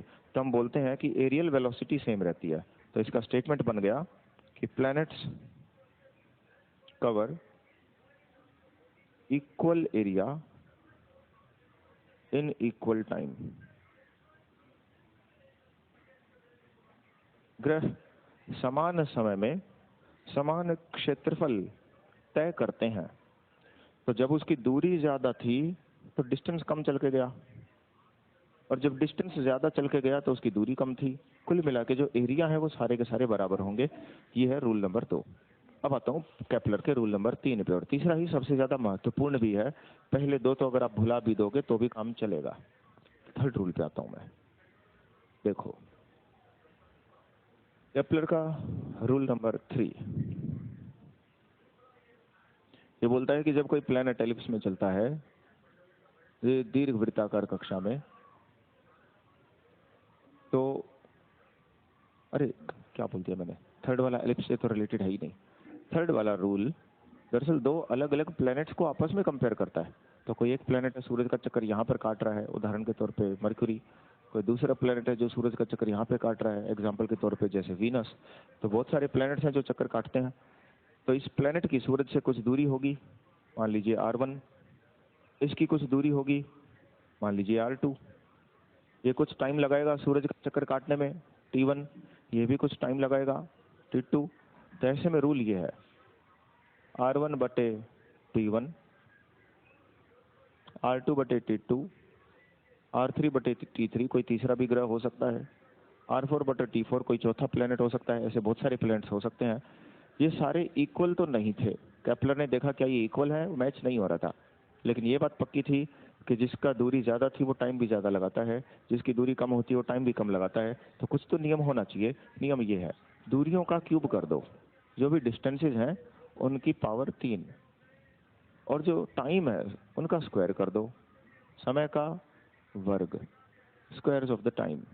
ठीक है, तो वो सबका सेम आता है, सभी के सभी प्लैनेट्स के लिए वो सेम होता है। ये है केपलर का तीसरा नियम। तो इस केपलर के तीसरे नियम के आधार पर एक न्यूमेरिकल क्वेश्चंस करके देखते हैं।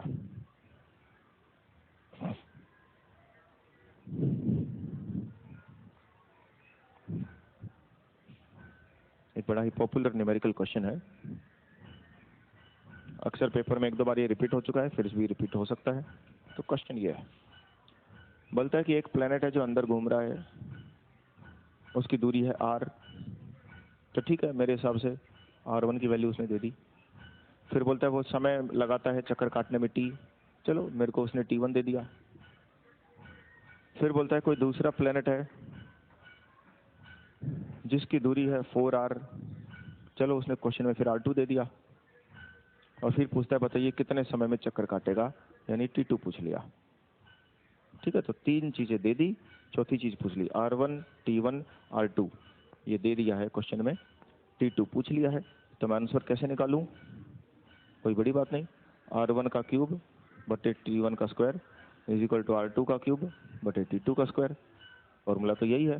तो R1 की जगह पर R दिया हुआ है R³ बटे T1 की जगह पर T दिया हुआ है T² is equal to R2 की जगह 4R दिया हुआ है 4R उसका क्यूब बटे में T2 की जगह पर कुछ नहीं दिया हुआ, मैं कोई T लिख के स्क्वायर करके छोड़ देता हूँ, मैं उसको सोल्व करता हूँ। तो जब आप इसे सोल्व करेंगे तो आपको आएगा T का square is equal to T का स्क्वायर, ये उधर जाएगा R³ से R³ कटेगा, गुणा में 4 का क्यूब। तो T² is equal to 64 T², तो छोटा t is equal to 8t, ये अपना आंसर है। ठीक है, इस तरह से क्वेश्चन आएंगे पेपर में, आसान आसान क्वेश्चन आते हैं, आप कर लेंगे। तो यहाँ तक कोई डाउट? अब डाउट देख लेता हूँ। सर जब बस से कोई ऑब्जेक्ट आउटसाइड गिराते हैं तो उसका पाथ क्या होगा? उसका पाथ पैराबोला होगा, परवलय। ये मैंने आपको पढ़ाया था, मैंने जब प्रोजेक्टाइल कराई थी प्रक्षेप, उस समय मैंने इसका आंसर आपको दिया था। रंजन बोलते हैं sir R1/T1। Ranjan not only R1/T1 बल्कि R1 का cube by T1। O yes, my mistake, thank you. हाँ थैंक यू। तो रंजन ने वो मिस्टेक पॉइंट आउट किया, मैंने लिखने में गलती की थी। शिवाशीष बोलते हैं sir G is equal to 1/R², then why moving toward centre why decreases. Okay, Shivashish का क्वेश्चन बड़ा जेन्युइन है, उसका आंसर दे देता हूँ। तो अभी तक यहाँ पे 2 सवाल हैं जिनका मुझे आंसर देना था, जो मैंने पीछे छोड़ दिए थे। अब उन 2 सवालों पे आ जाता हूँ। एक सवाल था कि 1/R² होता ही क्यों है, किसी ने पूछा था कि R² कहाँ से आया, कि न्यूटन ने कैसे निकाला, मैं तो वो बता दूंगा। दूसरा इनका सवाल ये है कि गहराई पर जाने से ग्रेविटी कम क्यों हो रही है, एक उसका आंसर देख लेते हैं।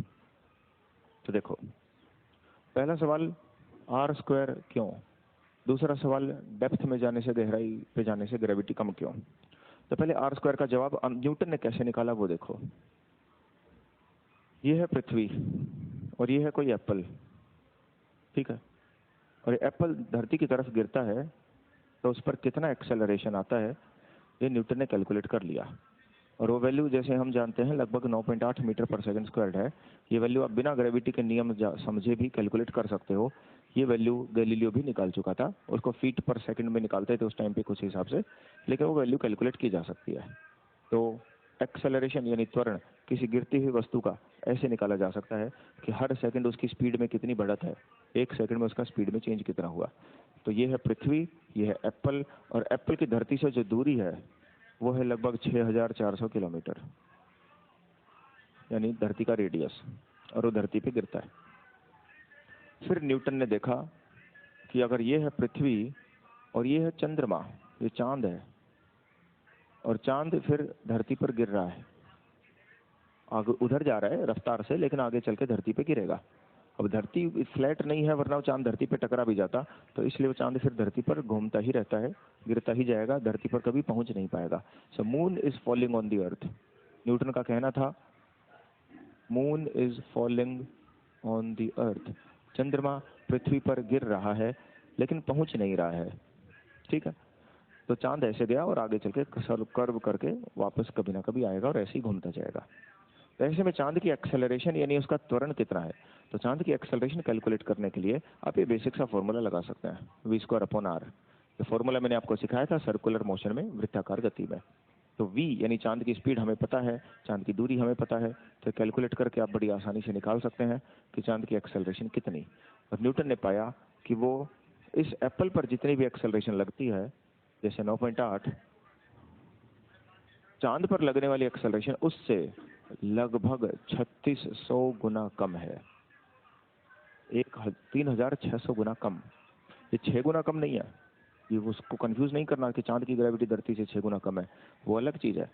चांद धरती पर कितनी एक्सेलरेशन से गिर रहा है, वो एप्पल के गिरने से 3600 गुना कम एक्सेलरेशन है। और वहीं चांद की जो दूरी है, वो धरती का रेडियस ऐसे 6400 किलोमीटर है, तो चांद की दूरी 6400 किलोमीटर से लगभग 60 गुना ज्यादा है। दूरी है 60 गुना ज्यादा, ग्रेविटी है 3600 गुना कम। तो अब न्यूटन क्या सोचेगा कि दूरी अगर 60 से गुणा हो रही है तो ग्रेविटी 3600 से भाग हो रही है। ओह, इसका मतलब जरूर स्क्वायर होगा, वर्ग होगा, और हो भी क्या सकता है, स्क्वायर ही होगा। तो इस आधार पे न्यूटन ने फिर ग्रेविटी के फॉर्मूले बनाए थे, आर स्क्वायर उसका वहां से आया था। ठीक है, तो एक तो ये हो गया। गहराई पर जाने से ग्रेविटी कम क्यों होती है वो समझ लेते हैं। सर क्वेश्चन नंबर 126, एक बच्चे का क्वेश्चन आया है, क्वेश्चन नंबर 126। हमारे पास 10 मिनट है, हम आराम आराम से आपके क्वेश्चन ले सकते हैं। यहाँ पे लिख लेता हूँ क्वेश्चन 126। अब गहराई पर जाने से ग्रेविटी कम क्यों होती है वो देखते हैं।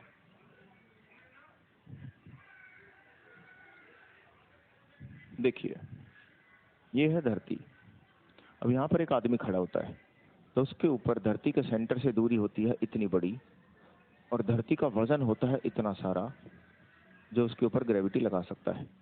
और इस आदमी पर लगने वाली फिर ग्रेविटी होती है gm/r², जिसकी वैल्यू हमने 9.8 निकाली थी।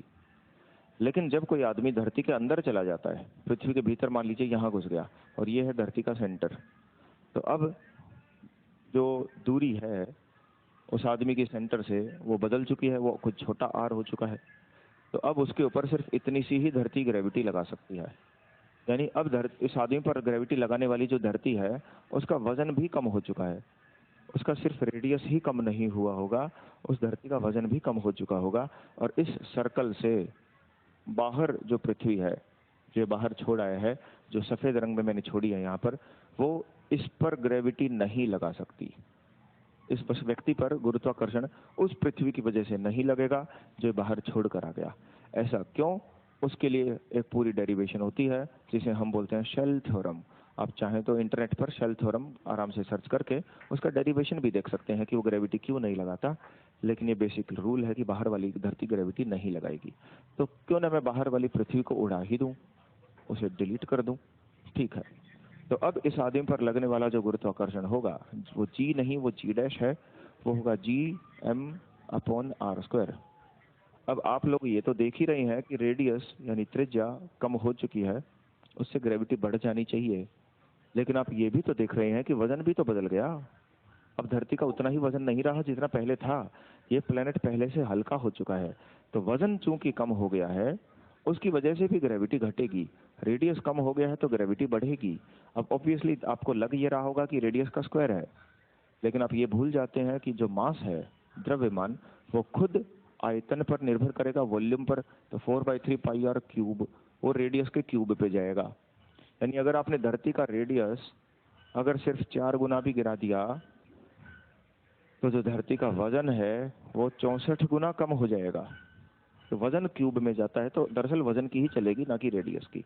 तो गहराई पर जाने से गुरुत्वाकर्षण कम होगा। और फाइनली फिर जो फॉर्मूला बनता है गहराई पर जी डैश का, ये एम और आर को एडजस्ट करने के बाद वो ऐसे बनता है gm/r³ × r।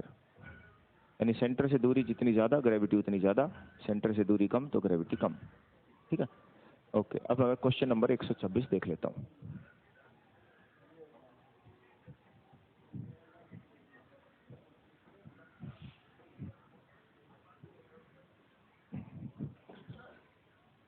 Question number 126, okay, Google play books, भौतिक विज्ञान, क्वेश्चन 126। ये मैं करा चुका हूँ भैया, मेरे फोन खोलते ही सबसे पहले क्वेश्चन 126 ही खुला है। इसका मतलब पिछली क्लास में इसका आंसर दे चुका हूँ। निम्नलिखित में से किस मामले में कार्य करने के लिए गतिज ऊर्जा का प्रयोग किया जा रहा है? दूरी तय करने के लिए साइकिल को पेडलिंग, दूरी तय करने के लिए कार चलाना, पवन चक्की द्वारा गेहूं के दाने पीसना, झील में चप्पू से नाव चलाना। मैंने इसका आंसर दिया था, पर इनके एक बार एक्सप्लेनेशन पढ़ लेते हैं।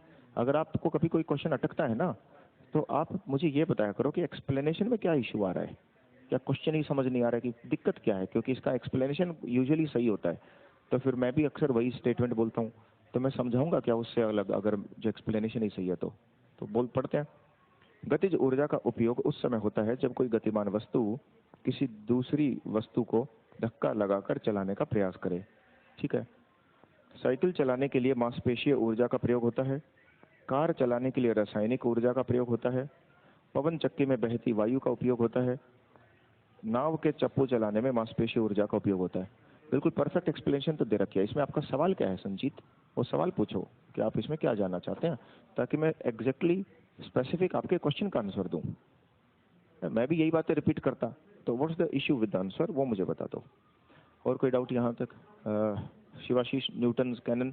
शिवाशीष वही न्यूटन कैनन ही था जो मैंने आपको बोला था कि आप एक पत्थर फेंक दो और धरती का चक्कर काट के वापस आ जाएगा। वो बेसिकली न्यूटन कैनन का ही एक ऑल्टरनेटिव वर्जन है।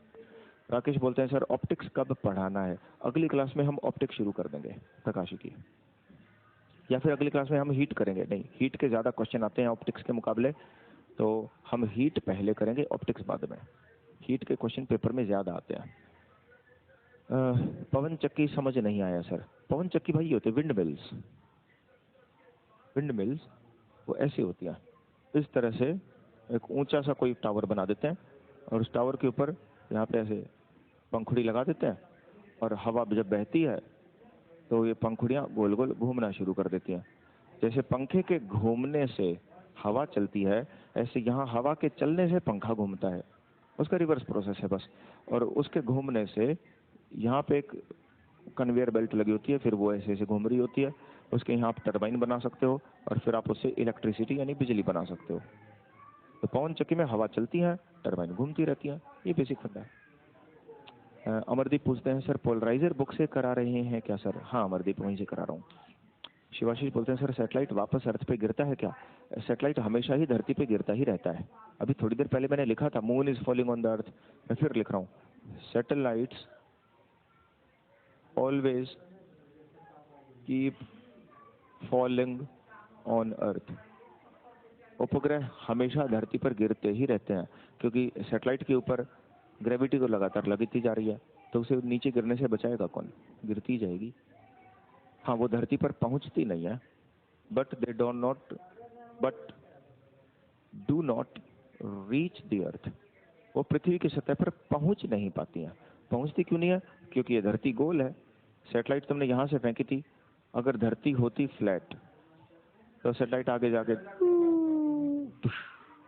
टकरा जाती, लेकिन धरती फ्लैट है नहीं, धरती गोल है, तो सैटेलाइट गई और देखा धरती नहीं है, कोई बात नहीं, गिरती रहेगी और गिरती जाएगी, गिरती जाएगी। धरती गोल है। The satellite keeps missing the earth. Shiv बोलते हैं ग्रेविटेशन एंड हो गया क्या? हाँ शिव, ग्रेविटेशन के सारे टॉपिक्स कवर हो गए अपने। आतिश बोलते हैं कोई ऑब्जेक्ट बस से आउटसाइड गिराते हैं तो उसका पाथ क्या होगा? आतिश इसका जवाब आज ही 2-3 बार दे चुका हूं मैं, तो अब रिमाइंड करके देखो। अब मैं जवाब ही नहीं दूंगा, जब ध्यान नहीं देते तो फिर भाई मैं क्यों बार बार अपना मुंह दुखाऊं, है ना।